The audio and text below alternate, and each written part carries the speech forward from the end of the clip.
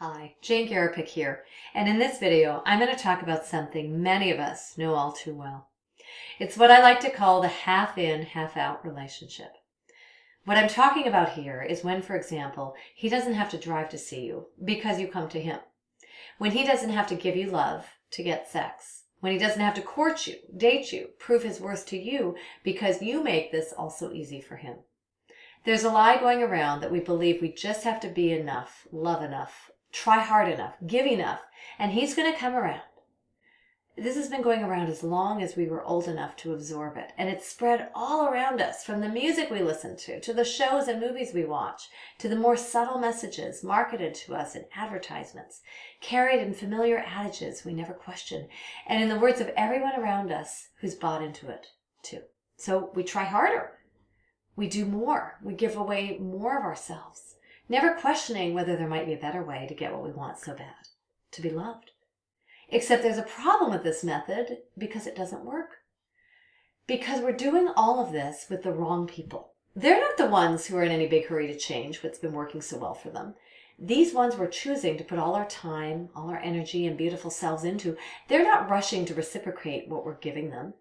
They're standing there, sitting there, being there, not here, keeping as much of themselves out of the relationship as there is in it. Purposely.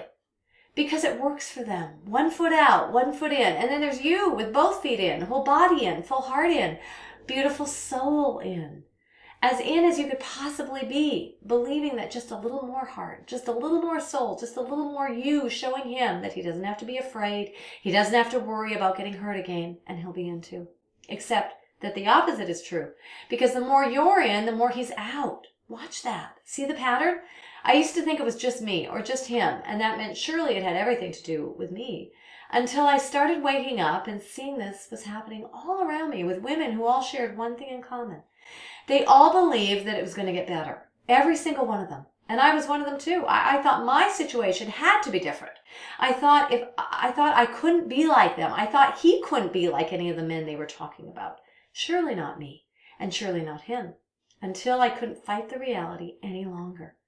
I was just like them, and they were just like me. I wasn't so special after all, and neither was he. How badly I wanted to be the exception. I lived to be the exception.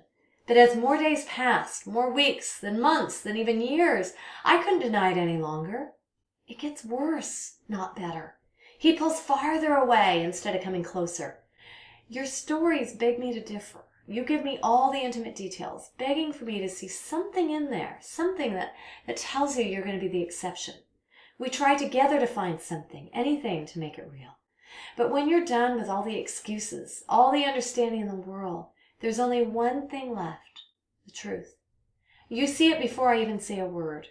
It's your truth. It hurts. Oh, how it hurts. We rail against it and we fight it with everything we've got, but it's the only thing left to save you. You're worth so much more than this reality that plays out every single day in every single corner of the globe. After meeting you in every country, every continent, I've come to the conclusion that we are all the same, regardless of how different our cultures, our countries, our specific circumstances may be. Will this one be your wake-up call? Will this one finally be the one that gets through to you? Let's stop right here so we don't have to go through this again, so you don't have to go through this again.